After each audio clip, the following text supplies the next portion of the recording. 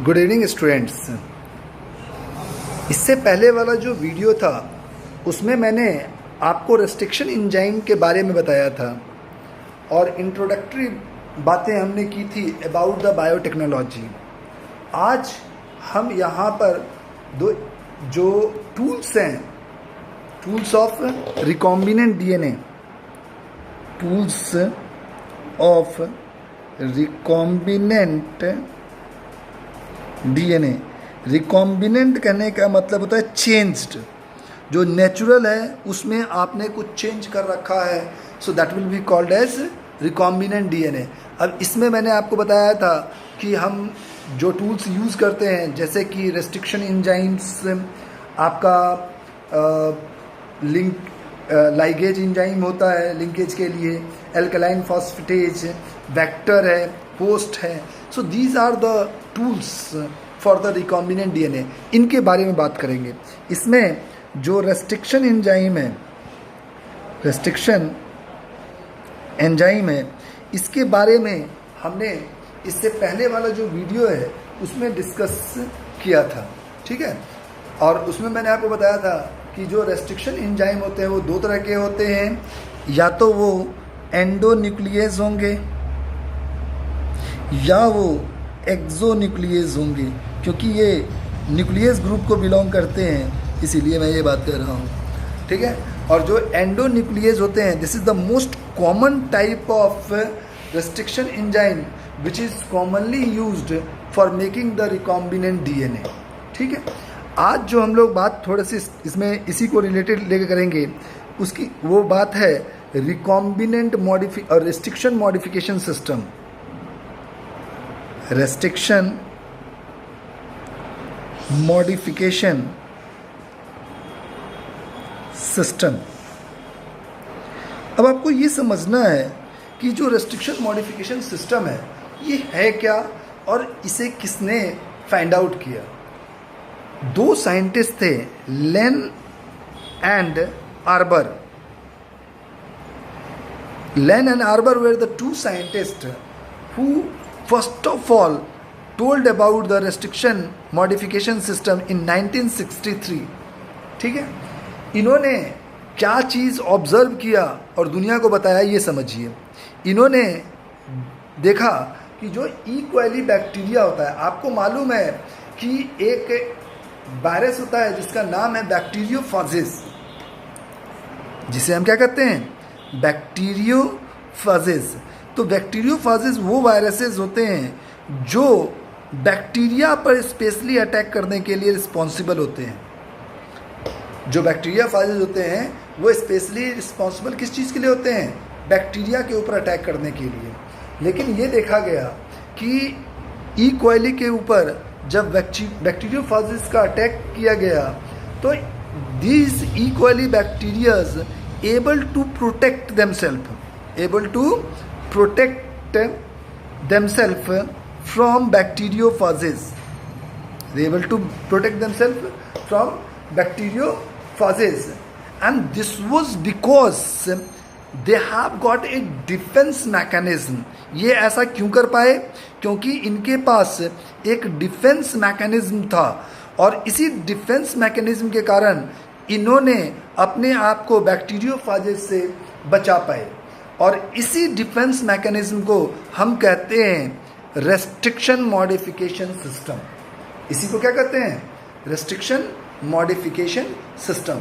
तो यदि ये किसी और बैक्टीरिया के अंदर होगा तो उसके ऊपर भी ये चीज़ वर्क नहीं करेगी, ठीक है। तो एक बात समझ में आया कि जो बैक्टीरिया होते हैं, जो ई क्वेली बैक्टीरिया है, उसके अंदर एक एबिलिटी है कि वो अपने आप को बैक्टीरियोफाजेस से प्रोटेक्ट कर सकता है, और उसके लिए जो एक स्पेशल मैकेनिज्म उसके अंदर इन्वॉल्व है वो है उसका डिफेंस मैकेनिज्म, जिसे हम रेस्ट्रिक्शन मॉडिफिकेशन सिस्टम कहते हैं। अब सवाल ये है कि ये जो रेस्ट्रिक्शन मॉडिफिकेशन सिस्टम है, जो रेस्ट्रिक्शन मॉडिफिकेशन सिस्टम है, इसमें ऐसी क्या चीज़, ऐसे कौन से कंपोनेंट्स होते हैं जिसके कारण जो बैक्टीरियोफाजेज हैं उससे ये ई क्वेली अपने आप को प्रोटेक्ट कर लेता है। तो जो रेस्ट्रिक्शन मॉडिफिकेशन सिस्टम होता है उसके दो कंपोनेंट हैं, it has two components, it has two component. पहला जो कंपोनेंट है वो है रेस्ट्रिक्शन एंजाइम। कौन सा है? Restriction enzyme. और दूसरा है आपका मिथाइलेज। दूसरा कौन सा है? मिथाइलेज। तो ये जो दो कंपोनेंट होते हैं they are basically responsible for forming the restriction modification system. ठीक है, इसमें मैंने आपको रेस्ट्रिक्शन एंजाइम के बारे में बताया कि they belongs to a group called as nucleus. ये किस ग्रुप को बिलोंग करते हैं? न्यूक्लियस को। And they are responsible for cutting the DNA from a particular point. They are responsible for what? They are responsible for cutting the DNA from a particular point और a precised point. ठीक है, तो ये जो और वो basically जो precise point होता है वो पैलिंड्रोमिक सीक्वेंस होता है जहाँ से ये इसको कट करता है। और इसी कारण से हम जो रेस्ट्रिक्शन एंजाइम होते हैं उन्हें मॉलिक्यूलर सीजर के नाम से भी जानते हैं। उन्हें हम और किस नाम से जानते हैं? Molecular scissor. ठीक है, they are also called as molecular scissor. ठीक है, अब सवाल ये मिथाइलेज क्या होता है?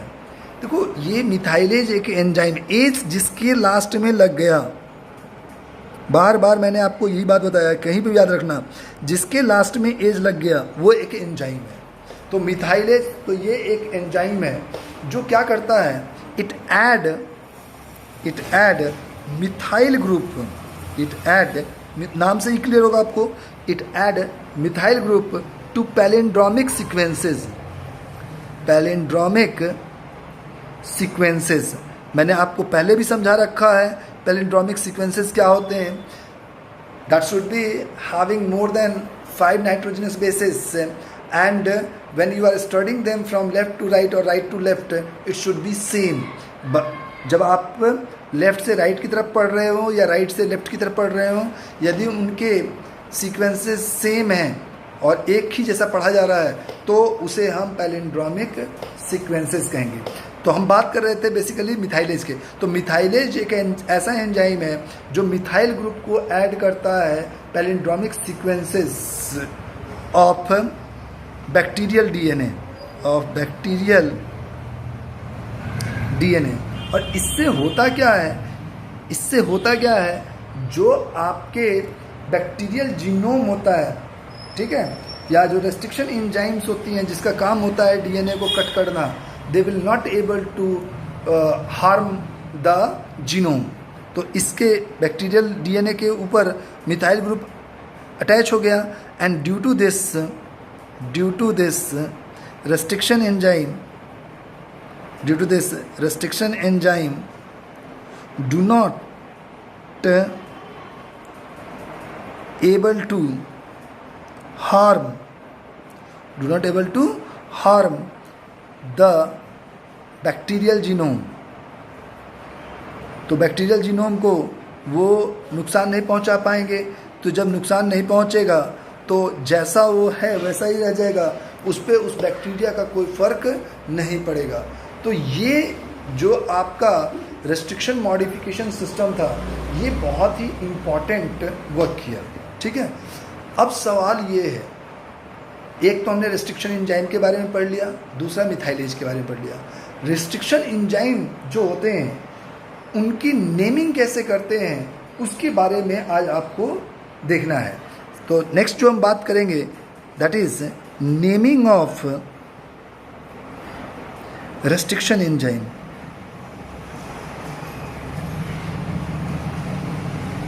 नेमिंग ऑफ रेस्ट्रिक्शन एंजाइम, किस तरीके से हम एक रेस्ट्रिक्शन एंजाइम का नाम रखते हैं।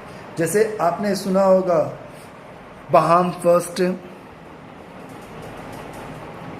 First, Hind second. ठीक है, तो ये सब रेस्ट्रिक्शन एंजाइम्स के नेम है। ठीक है, अब आपको समझ में आना चाहिए कि इन्हें हम कैसे लिखते हैं। इसमें आपको इसमें जो हिंद सेकेंड है, Hind second is the first restriction endonuclease which was discovered. ठीक है, ये फर्स्ट रेस्ट्रिक्शन एंजाइम है, restriction enzyme which was discovered,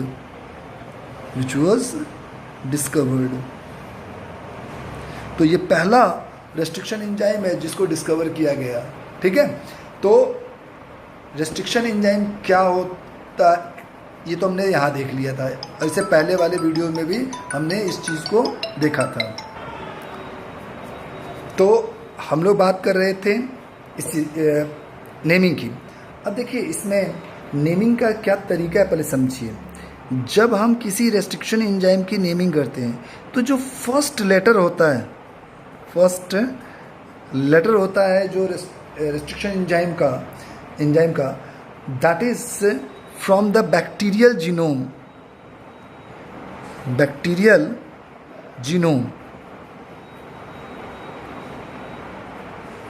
that is from the bacterial genome. इस चीज़ को ऐसे समझिए, जैसे मान लीजिए कि हिंद सेकेंड जो है वो एक रेस्ट्रिक्शन एंजाइम है, तो इसका फर्स्ट लेटर है H। तो जो बैक्टीरिया, जिस बैक्टीरिया से हमने इसको सेपरेट आउट किया है उसका नाम है हेमोफिलस इन्फ्लुएंजाई। इसका नाम क्या है? हेमोफिलस इन्फ्लुएंजाई। हेमोफिलस इन्फ्लुएंजाई। अब इस चीज़ को थोड़ा सा ध्यान दीजिए, जो फर्स्ट लेटर होगा रेस्ट्रिक्शन एंजाइम का वो हमेशा कैपिटल होगा, वो हमेशा क्या होगा? कैपिटल होगा, और वो बैक्टीरियल जीनोम का होगा। तो आपको मालूम है कि जो हम साइंटिफिक नेम लिखते हैं उसमें जो फर्स्ट वर्ड आता है वो जीनस को रिप्रेजेंट करता है, और जो सेकेंड वर्ड है that is representing the species. तो जो फर्स्ट लेटर होगा वो बैक्टीरियल जीनोम का होगा और वो हमेशा कैपिटल लेटर का होगा। अब क्योंकि हमने इसको हेमोफिलस इन्फ्लुएंजाई से लिया है, तो हेमोफिलस इन्फ्लुएंजाई का जो जीनस है वो हेमोफिलस है, तो इसमें H पहला लेटर है, तो इसे हम लेंगे और यहाँ पे हम कैपिटल फॉर्म में लिखेंगे। ठीक है, जो सेकेंड एंड थर्ड लेटर है, जो नेक्स्ट टू लेटर्स हैं सेकेंड एंड थर्ड। ठीक है, तो जो सेकेंड एंड थर्ड लेटर है उसमें क्या करेंगे, वो second and third letter will be representing the species. तो स्पीसीज के जो फर्स्ट टू लेटर्स हैं उनको हम लेते हैं। तो इसमें हेमोफिलस इन्फ्लुएंजाई में जो सेकेंड वर्ड है, ठीक है, इन्फ्लुएंजाई जो कि स्पीसीज को रिप्रेजेंट करता है, उसका फर्स्ट टू लेटर्स, ठीक है, तो फर्स्ट टू लेटर हमने ले लिया IN। ठीक है, तो जो रेस्ट्रिक्शन एंजाइम का जो नेक्स्ट टू लेटर्स होते हैं, ठीक है, थर्ड एंड फोर्थ लेटर, वो स्पीसीज को रिप्रेजेंट करते हैं। ठीक है, और वो हमेशा स्मॉल में होंगे। ठीक है, जो थर्ड लेटर हो, जो फोर्थ लेटर होगा, जो सेकेंड थर्ड तो ये हो गया, जो फोर्थ लेटर होता है रेस्ट्रिक्शन एंजाइम का, that is representing the strain, that is representing what, strain of the bacteria. जैसे कि आपने जो पढ़ा है उसकी बात करते हैं, इससे पहले वाला जो chapter molecular basis of inheritance था, उसमें आपने पढ़ा था ग्रिफिथ एक्सपेरिमेंट, और उस ग्रिफिथ एक्सपेरिमेंट में आपने पढ़ा था कि जो उसने बैक्टीरिया लिया था वो बैक्टीरिया था आपका स्ट्रेप्टोकोकस निमोनियाई, और स्ट्रेप्टोकोकस निमोनिया के दो स्ट्रेन थे, R स्ट्रेन था और S स्ट्रेन था। तो कोई भी जो बैक्टीरिया होता है उसके दो स्ट्रेन, उसके डिफरेंट स्ट्रेन होते हैं। तो जिस स्ट्रेन से आपने, जो भी बैक्टीरिया का स्ट्रेन होगा, उस स्ट्रेन को हम का फर्स्ट लेटर हम यहाँ पर as a fourth letter use करते हैं। तो ये D स्ट्रेन का है, तो यहाँ पर हमने एज ए D लिख दिया, तो ये हो गया आपका हिंद। इसके बाद जो लास्ट रोमन न्यूमेरिकल होता है, लास्ट रोमन न्यूमेरिकल होता है last Roman numerical. So that specify the sequence of endonuclease from the bacteriophage, from the bacteria. ठीक है, तो जो भी बैक्टीरिया होगा तो उसका जो सीक्वेंस ऑफ रेस्ट्रिक्शन एंजाइम होगा, ठीक है, उस सीक्वेंस को रोमन लेटर से रिप्रेजेंट करते हैं. अब यहाँ पे ये सीक्वेंस सेकेंड था, तो कोई भी रेस्ट्रिक्शन एंजाइम होगा तो उस रेस्ट्रिक्शन एंजाइम में हमेशा आपके ये 4 लेटर होंगे और एक रोमन न्यूमेरल्स होगा which is representing the sequence of the restriction enzyme और रेस्ट्रिक्शन एंडोन्यूक्लियेज इन द बैक्टीरिया. जिस भी बैक्टीरिया से वो लिया जा रहा होगा उसमें जो सीक्वेंस होता है उसको वो रिप्रेजेंट करता है. So this way we can find out how we can write the name of a restriction enzyme. तो किस तरीके से हम एक रेस्ट्रिक्शन एंजाइम की नेमिंग करते हैं वो आपको अब समझ में आ रहा होगा. ठीक है, नेक्स्ट जो हम बात करेंगे we will be talking about working of restriction enzyme. Working of restriction enzyme, जो रेस्ट्रिक्शन एंजाइम होता है वो किस तरीके से काम करता है हमें ये देखना है. ठीक है, तो सबसे पहली बात तो आपको ये समझ में आना चाहिए कि रेस्ट्रिक्शन एंजाइम कहाँ पे वर्क करता है. अब मैंने आपको बार बार कहा है ये पैलिंड्रोमिक सीक्वेंसेस जो होते हैं उन पे ये वर्क करता है. ये कहाँ वर्क करता है? पैलिंड्रोमिक सीक्वेंसेस पे. And as you all know that they belongs, ये जो रेस्ट्रिक्शन एंजाइम वर्क करता है इनमें they belongs to the 2 group. One group is endonuclease, इसमें जो ये पैलिंड्रोमिक सीक्वेंसेस पे एक्ट करता है. ठीक है, मैंने आपको पहले बताया जो भी हम बात कर रहे होंगे कुछ नहीं कर रहे हैं तो we are talking about the endonuclease. केवल आप रेस्ट्रिक्शन एंजाइम कर रहे हैं तो उसका ऑटोमेटिक मतलब है you are talking about the endonuclease. तो जो रेस्ट्रिक्शन एंजाइम है वो वर्क करता है पैलिंड्रोमिक सीक्वेंसेस पे, और पैलिंड्रोमिक सीक्वेंसेस पे वो 2 तरीके से 2 ग्रुप को फॉर्म करता है.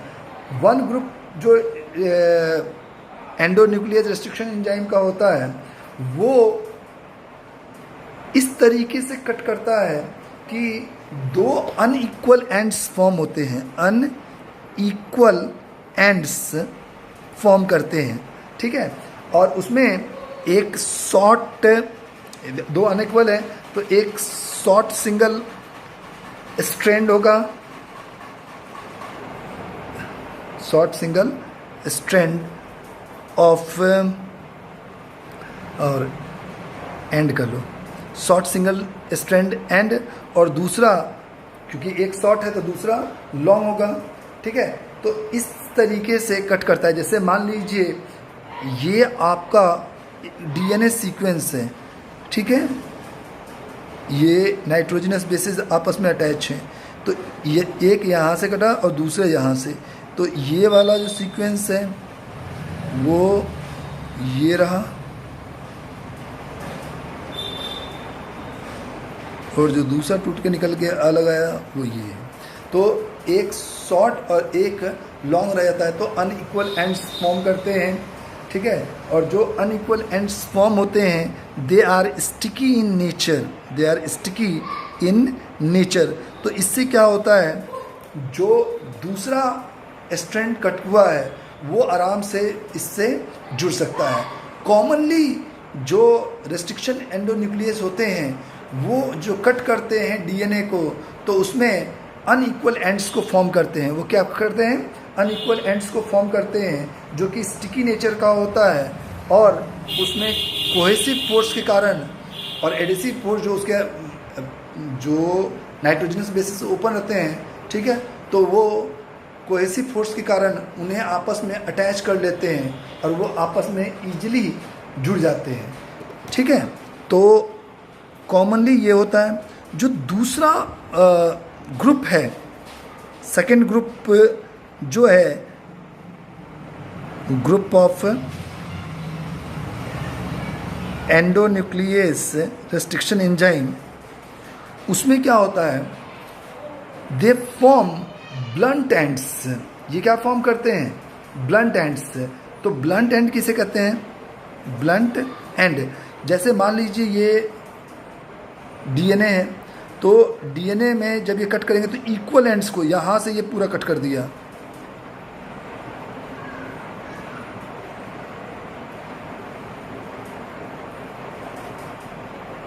ठीक है, तो यहाँ से कट कर दिया। तो इस तरीके से यदि कट करता है कि कट होने के बाद दोनों जो स्ट्रैंड्स हैं डीएनए के, both the strands are cut from the same place, then in that particular case that end is called as a blunt end, और वहाँ पर स्टिकी एंड फॉर्म नहीं होता है। तो जो लिंकर्स चाहिए यहाँ पर डीएनए को जोड़ने के लिए, दो मान लीजिए दूसरा डीएनए आता है, उसको जोड़ने के लिए आपको लिंकर की जरूरत पड़ेगी, मतलब लाइगेज एंजाइम की जरूरत पड़ती है उन जगहों पे डीएनए को जोड़ने के लिए। तो ये दो तरह के ग्रुप होते हैं एंडोन्यूक्लियस के।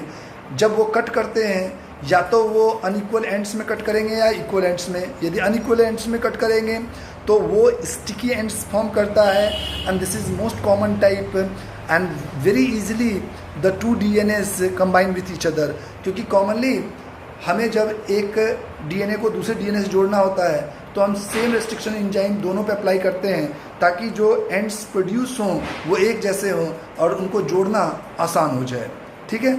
जबकि जो दूसरा ग्रुप होता है रेस्ट्रिक्शन एंडोन्यूक्लियस का, उनमें when they cut the DNA, they cut them from equal ends or same places, and due to which the blunt end is formed, and which is joined with another DNA with the help of linker DNA. They do not combine with themselves. So these are the different groups of endonuclease and how they are working. ये आपको अब समझ में आना चाहिए। और इसमें मैंने आपको बता दिया सबसे कॉमन कौन सा टाइप है, अनइक्वल एंड्स फॉर्म करने वाला। अब जैसे मान लीजिए ये ATGC ठीक है, तो ये यहाँ जो दूसरा एंड कट होगा तो वो भी इसी तरीके से कट होगा, तो उसके एंड्स को यहाँ जोड़ना आपके लिए काफ़ी आसान हो जाएगा if they are unequal ends. और वहाँ पे स्टिकी एंड होने के कारण एक कोहेसिव फोर्स भी डेवलप हो रहा होता है जो एक दूसरे को ज्वाइन करने में ये मदद करते हैं। तो ये चीज़ आपको समझना होगा कि किस तरीके से ये वर्क करते हैं, ठीक है। चलो, तो आज हम यहीं पे इस टॉपिक को छोड़ते हैं। नेक्स्ट जो हम लोग बात करेंगे, तो this is all about the endonuclease, how they work, what are the different groups of the endonuclease, इसके बारे में बात कर लिए। नेक्स्ट जो हम लोग बात करेंगे, we will talking about the isolation of the DNA fragment which is done by the gel electrophoresis method, उसके बारे में आपको समझाऊंगा, ठीक है। तो यहाँ तक ही आपको समझ में आना चाहिए। मैं बार बार कर रहा हूँ, ये चैप्टर्स जो हैं पूरी अंडरस्टैंडिंग बेसिस पे हैं। यदि आपको कोई भी डाउट होता है तो आप क्वेश्चन पूछिए, जब आप क्वेश्चन पूछेंगे तब जाके आपके डाउट्स क्लियर होंगे। 2-3 बच्चे क्वेश्चन पूछ रहे हैं and their concept is also clear, लेकिन मेनली बच्चे क्वेश्चन नहीं पूछ रहे हैं। इसलिए मैं कह रहा हूँ थोड़ा सा पढ़िए, नोट्स मैं आपको भेज दूंगा साथ में इसके, उसे पढ़िए। इससे आपका जो कॉन्सेप्ट है वो क्लियर हो जाएगा और इससे आपको याद रखना भी बहुत आसान हो जाएगा, ठीक है। तो आज मैं यहीं पे बाइंड करता हूँ। Thank you.